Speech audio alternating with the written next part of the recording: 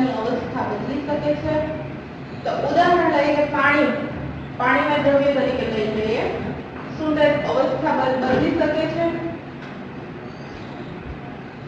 પાણી ઘન સ્વરૂપે શેમાં હોય છે? બરફ સ્વરૂપે ઘનમાં, ઘનમાં બરફ સ્વરૂપે હોય કે H2O પાણી સોલિડ એટલે કે ઘન સ્વરૂપે। પછી પાણી છે તે પ્રવાહી, પાણી સ્વરૂપે, પ્રવાહીમાં પાણી સ્વરૂપે H2O લિક્વિડ। પછી વાયુ વરાળ સ્વરૂપે એટલે કે H2O ગેસ। અવસ્થાઓ બદલી શકે છે। પાણીની ઘન અવસ્થા શું છે? તો કે બરફ સ્વરૂપે H2O સોલિડ, પ્રવાહી એટલે કે પાણી સ્વરૂપે H2O લિક્વિડ અને વાયુ વરાળ સ્વરૂપે H2O ગેસ। દ્રવ્ય છે તે પોતાની અવસ્થા બદલી શકે છે। એના પછી આપણે જોવાનું છે પ્રવૃત્તિ। આના પછી પ્રવૃત્તિ છે પ્રવૃત્તિ નંબર 1.12 તાપમાનમાં ફેરફારની અસર। તાપમાનના ફેરફારની અસર પ્રવૃત્તિ 1.12। પ્રવૃત્તિ શું કહે છે? તો કે વિકલ્પ લેવાનું છે।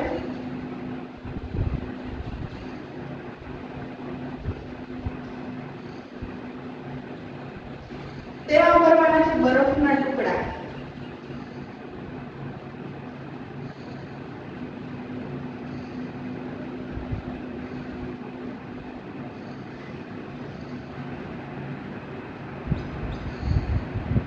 હવે બરફના ટુકડા ભરી અને જે પ્રયોગશાળામાં વાપરવામાં આવતું થર્મોમીટર છે તે એવી રીતે ગોઠવવાનું છે કે થર્મોમીટરનો બલ્બ છે તે કોના સંપર્કમાં રહે? તો કે બરફના સંપર્કમાં રહે।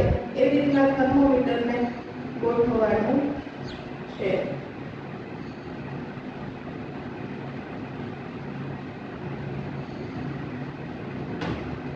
હવે શું કરવાનું છે?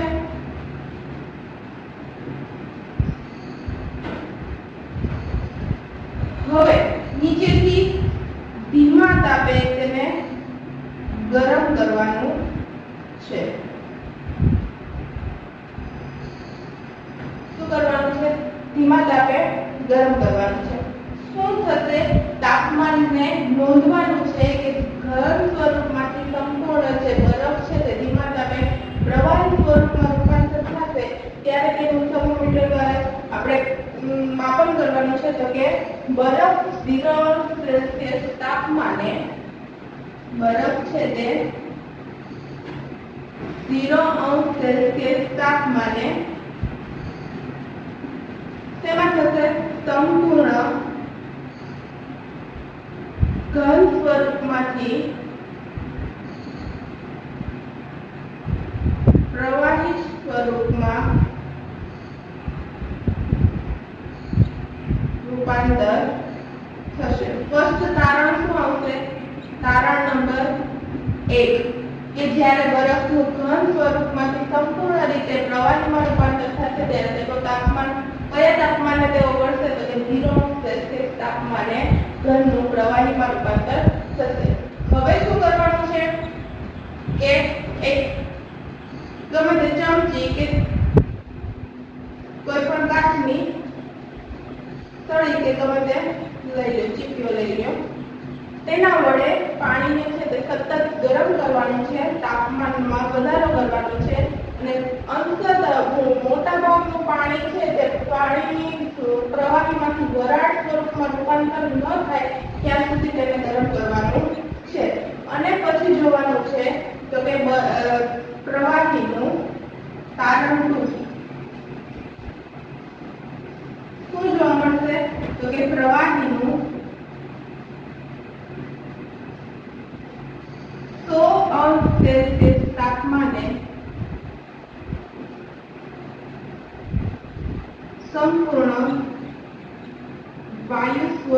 ઉષ્મામાં રૂપાંતર થશે. હવે તાપમાન નોંધવામાં આવે, થર્મોમીટર દ્વારા પાછું તાપમાન નોંધવાનું છે કે પ્રવાહીમાંથી વાયુ સ્વરૂપે કેટલા તાપમાને તે રૂપાંતરણ પામશે. તો કે 100 અંશ સેલ્સિયસ તાપમાને સંપૂર્ણ પ્રવાહીમાંથી વાયુ સ્વરૂપમાં જ્યાં સુધી વરાળનું રૂપાંતર ન પામે ત્યાં સુધી સતત તેને ગરમ કરવાનું છે. એટલે બે તારણ આવ્યા. જ્યારે બરફ ઘનમાંથી પ્રવાહીમાં રૂપાંતર પામશે ત્યારે 0 અંશ સેલ્સિયસ તાપમાને, અને પ્રવાહીમાંથી વાયુ ત્યારે કયું તાપમાન? તો કે 100 અંશ સેલ્સિયસ તાપમાન. હવે આગળ જોવાનું છે કે ગલન અને ગલન બિંદુ એટલે શું?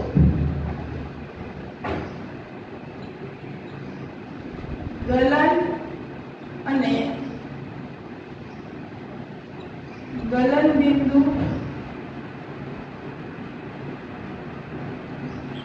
એટલે શું? તો ગલન એટલે શું? તો કે સંપૂર્ણ જે દ્રવ્યની ઘન અવસ્થામાંથી પ્રવાહી અવસ્થામાં રૂપાંતરણ પામવાની પ્રક્રિયાને શું કહેવામાં આવે છે? ગલન કહે છે. કોઈ પણ દ્રવ્યની ઘન અવસ્થામાંથી અથવા તો ઘન સ્વરૂપમાંથી પ્રવાહી સ્વરૂપમાં રૂપાંતરણ પામવાની પ્રક્રિયા જે છે તેને શું કહેવામાં આવે છે? તો કે ગલન કહેવામાં આવે છે. હવે ગલન બિંદુ શું છે? તો કે જે પદાર્થ જે તાપમાને અવસ્થા બદલે છે તે તાપમાનને તે પદાર્થનું ગલન બિંદુ કહે છે. જે તાપમાને ગલન બિંદુ,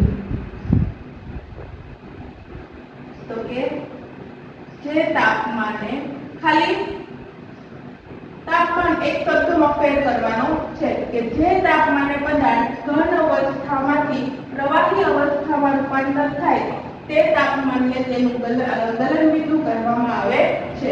જે તાપમાને પદાર્થનું, હું શોર્ટમાં લખું, ઘનમાંથી શેમાં રૂપાંતર થાય? તો કે પ્રવાહીમાં રૂપાંતર થાય તે તાપમાનને શું કહેવામાં આવે છે? તો કે ગલન બિંદુ કહેવામાં આવે છે. ગલન બિંદુ તાપમાન અને સ્વરૂપમાં રૂપાંતર થવાની ક્રિયાને શું કહેવામાં આવે છે? તો કે ગલન કહેવામાં આવે છે. આ છે ગલન અને ગલન બિંદુની વ્યાખ્યા. ફરી એકવાર, ગલન કોને કહેવામાં આવે છે? તો કે દ્રવ્યની ઘન અવસ્થામાંથી પ્રવાહી સ્વરૂપમાં રૂપાંતરણ પામવાની ક્રિયાને ગલન કહેવામાં આવે છે. અને ગલન બિંદુ કે જે પદાર્થનું જે તાપમાને ઘનમાંથી પ્રવાહીમાં રૂપાંતર થાય તે તાપમાનને ગલન બિંદુ કહેવામાં આવે છે. હવે બરફનું ગલન બિંદુ કેટલું છે? બરફનું ગલન બિંદુ તો કે 273.16 કેલ્વિન. બરફનું ગલન બિંદુ 273.16 કેલ્વિન. સામાન્ય રીતે સરળતા ખાતર આપણે ખાલી કેટલું લઈએ છીએ? તો કે 270.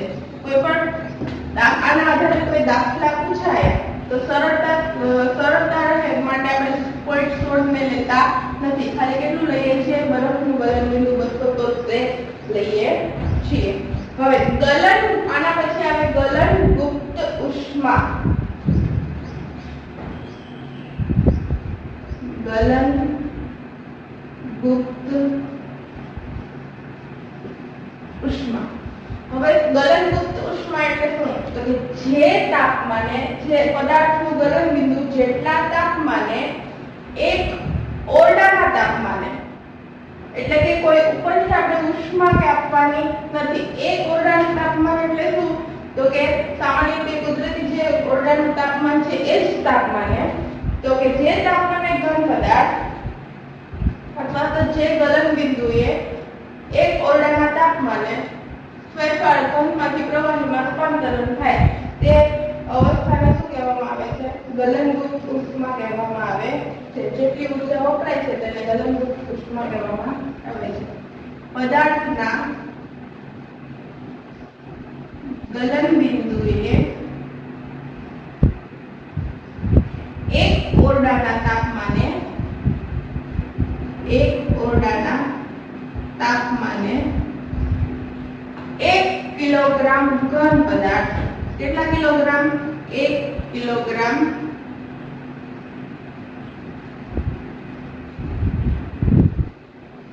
ઘન પદાર્થનું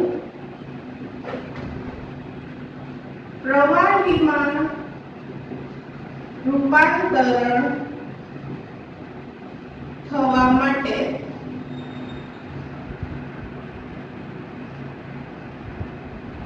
ની ઉષ્માને શું કહેવામાં આવે છે? ગલનરૂપ ઉષ્મા કહેવામાં આવે છે. એટલે કે 1 કિલોગ્રામ ઘન પદાર્થ આપણે લઈ લઈએ, 1 કિલોગ્રામ બરફ, એનું બરફનું ક્યાં રૂપાંતર થાય? તો કે પાણીમાં.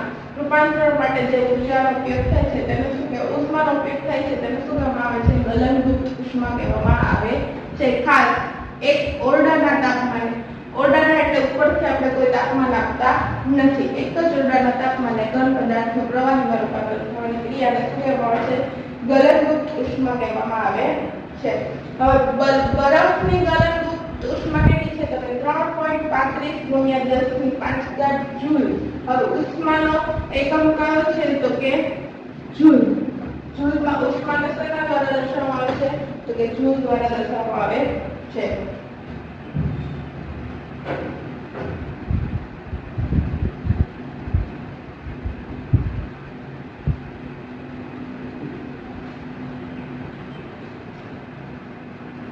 આ છે બરફની ગલનરૂપ ઉષ્મા. હવે ત્યારબાદ તાપમાનનો એકમ કેલ્વિન. આ કઈ છે? તો કે બરફનું ગલન બિંદુ કેટલું હતું? 273.16 કેલ્વિન. અને બરફની ગલનરૂપ ઉષ્મા કેટલી છે? 3.35 × 10⁵ કિલોગ્રામ જૂલ. ઉષ્માને શેના વડે દર્શાવવામાં આવે છે? તો કે જૂલ વડે દર્શાવવામાં આવે છે. હવે શું જોવાનું છે? તો કે તાપમાનનો SI એકમ.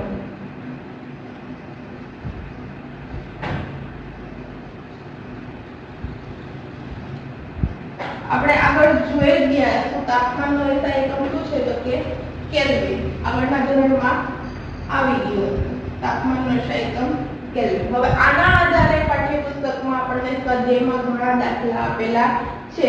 આપેલું હોય કેલ્વિનમાં અને શોધવાનું હોય સેલ્સિયસમાં. સેલ્સિયસમાં આપેલું હોય અને શોધવાનું શેમાં હોય? તો કે કેલ્વિનમાં. હવે કેલ્વિનમાંથી સેલ્સિયસમાં શોધવાનું હોય તો તાપમાન છે તે બાદ કરવાનું. શેમાંથી? આપેલા તાપમાનમાંથી 273 બાદ કરવાના. જો ટૂંકમાં લખું છું, દાખલો એવો પૂછાય કે કેલ્વિનમાંથી શેમાં ફેરવવાનું હોય? અંશ સેલ્સિયસમાં ફેરવવાનું હોય તો શું કરવાનું? તો કે તાપમાનમાંથી 273 બાદ કરવાના. હજી ફરી એકવાર કે આપણને આપેલું હોય કેલ્વિનમાં તાપમાન અને ફેરવવાનું હોય અંશ સેલ્સિયસમાં, ત્યારે શું કરવાનું છે કે જેટલું તાપમાન આપણને દાખલામાં આપેલું હોય એમાંથી 273 છે તે બાદ કરવાના. હવે ઉલટું એના કરતા કે આપેલું હોય અંશ સેલ્સિયસમાં અને કેલ્વિનમાં શોધવાનું હોય તો શું કરવાનું? તાપમાનમાં 273 ઉમેરવાના. તાપમાનમાં 273 ઉમેરવાના. આના આધારે ઘણા દાખલા એક માર્કમાં પૂછી શકે, ખાલી જગ્યામાં પૂછી શકે, અક્ષરમાં પૂછી શકે. કેલ્વિનમાંથી સેલ્સિયસમાં આપણે ફેરવવાનું આપે તો તાપમાનમાંથી 273 જેટલું તાપમાન આપેલું હોય એમાંથી 273 બાદ કરવાના. સેલ્સિયસમાંથી કેલ્વિનમાં પૂછે તો તાપમાનમાં 273 ઉમેરવા પડે. હવે ઉત્કલન બિંદુ. ઉત્કલન બિંદુ કોને કહેવાય? તો કે એક વાતાવરણ દબાણ પ્રવાહી છે કે જે તાપમાને ઉકળવા માંડે તેને શું કહેવામાં આવે છે? તો કે ઉત્કલન બિંદુ.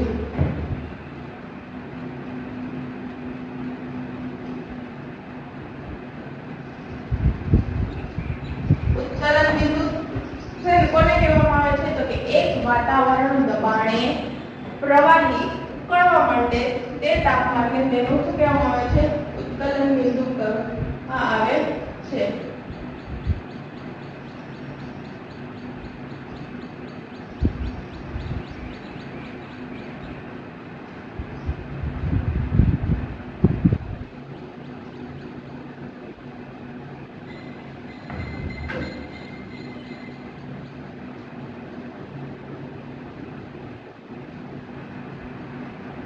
તે તાપમાનને તેનું ઉત્કલન બિંદુ કહે છે. એટલે ટૂંકમાં પ્રવાહીનું શેમાં રૂપાંતર થાય? વરાળ સ્વરૂપે એક વાતાવરણ દબાણે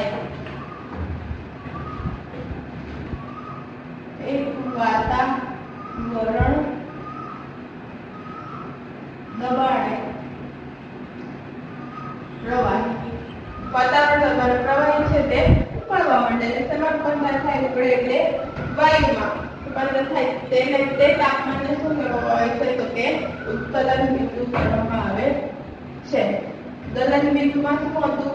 તો કે ઘનનું પ્રવાહીમાં રૂપાંતર થાય તે તાપમાનને કહેવામાં આવે છે. એટલે ઉત્કલન બિંદુ શું છે? તો કે પ્રવાહી. એવી રીતના યાદ રાખી લેવાય કે આનું પ્રવાહીમાં થયું ઘનમાંથી. હવે ઉત્કલન બિંદુ પૂછે તો પ્રવાહી ઉકળે તે તાપમાનને શું કહેવામાં આવે છે? તો કે ઉત્કલન બિંદુ કહેવામાં આવે છે. હવે પાણીના માટે આ તાપમાન ઉત્કલન બિંદુ કેટલું છે? તો કે 373 કેલ્વિન. પાણી માટે 373 કેલ્વિન. કેવી રીતના? તો કે 100 સેલ્સિયસ અને 270 કેલ્વિન. 100 સેલ્સિયસ આપેલું હોય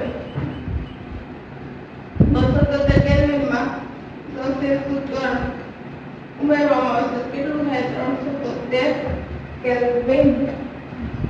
એટલે આવી રીતના ઉત્કલન બિંદુ કેટલું છે પાણીનું? 370 કેલ્વિન. હવે બાષ્પીભવન ગલનગુપ્ત ઉષ્મા. બાષ્પીભવન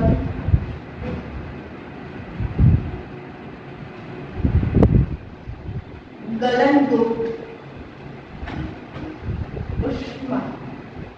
બાષ્પીભવન ગલનગુપ્ત ઉષ્મા કોને કહેવાય? તો કે પદાર્થના ઉત્કલન બિંદુએ એક ઓરડાના તાપમાને 1 કિલોગ્રામ પ્રવાહીનું વાયુ સ્વરૂપમાં રૂપાંતર થવા માટે જે ઉષ્મા વપરાય છે તેને શું કહેવામાં આવે છે? ગલનગુપ્ત ઉષ્મા કહેવામાં આવે છે.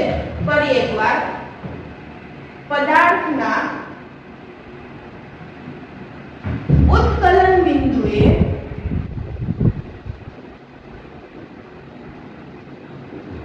એક ઓરડાના તાપમાને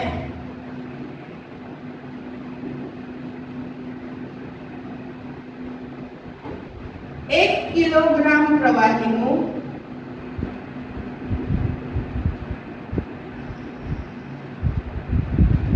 કેમાંથી? તો કે વાયુ સ્વરૂપમાં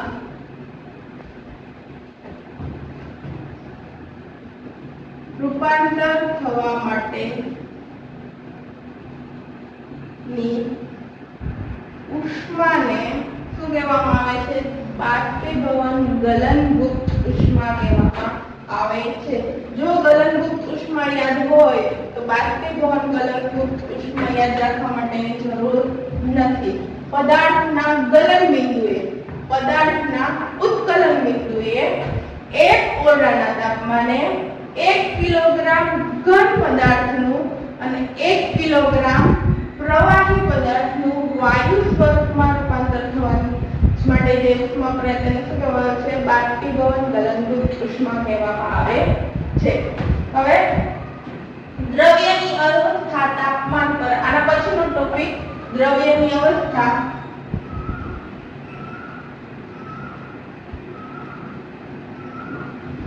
તાપમાન પર કેવી છે? દ્રવ્યને લઈ લઈએ.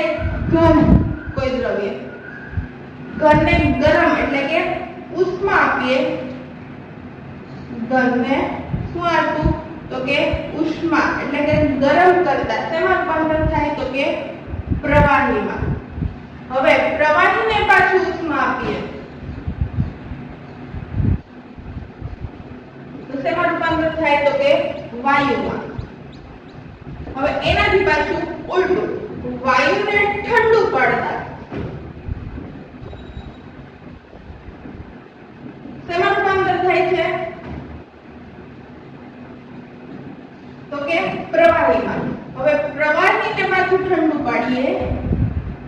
તો શેમાં રૂપાંતર થાય છે તો કે ઘન અવસ્થામાં.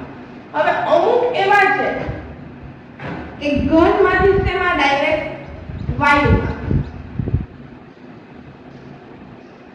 ઘનને ગરમ કરતા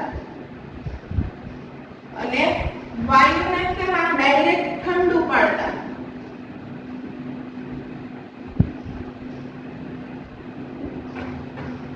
દ્રવ્યની તાપમાન પર અસર. ઘન પદાર્થને ઉષ્મા આપીએ એટલે પ્રવાહીમાં રૂપાંતર થાય, પ્રવાહીને ઉષ્મા આપીએ એટલે વાયુમાં રૂપાંતર થાય, અને વાયુને ઠંડુ પાડીએ એટલે પાછું પ્રવાહીને ઠંડુ પાડીએ એટલે પાછું ઘન. અમુક પદાર્થો એવા છે કે ઘનમાંથી ડાયરેક્ટ પ્રવાહીમાં રૂપાંતર થતું નથી, તે શેમાં રૂપાંતર થાય તો કે વાયુમાં, અને વાયુને ઠંડા પાડીએ એટલે શેમાં રૂપાંતર થાય તો કે ઘનમાં. ઉદાહરણ તરીકે લઈ લઈએ તો કે કપૂર. એનું ઉદાહરણ કયું છે તો કે કપૂર. એટલે શું થાય છે? ડાયરેક્ટ ઘન અવસ્થામાંથી શેમાં રૂપાંતર થાય છે તો કે વાયુ અવસ્થામાં રૂપાંતર થાય છે. એના વિશે હવે આપણે આગળના લેક્ચરમાં આપણે ચર્ચા કરશું આના વિશે. અત્યારે ખાલી ઝલક આપી દીધી. આજે અહીંયા ચાલુ કર્યું દ્રવ્યની અવસ્થા શું બદલી શકે છે. જેટલી પણ વ્યાખ્યા છે એ તમારે યાદ રાખવાની છે. એટલે 2 વખત લખીને યાદ કરો, 3 વખત જે રીતે લખીને યાદ કરવી તે રીતે યાદ કરી લેજો. એક માર્કમાં પૂછાઈ શકે તેવા પ્રશ્નો આમાંથી ઘણા બધા સ્વાધ્યાયમાં આપેલા છે. ખાસ કરીને આ બધું યાદ રાખવાનું છે. તાપમાન, પછી આના આધારે દાખલા પૂછાઈ શકે, બધું યાદ રાખવાનું છે. માટે આ લેક્ચરને ધ્યાનથી સાંભળો.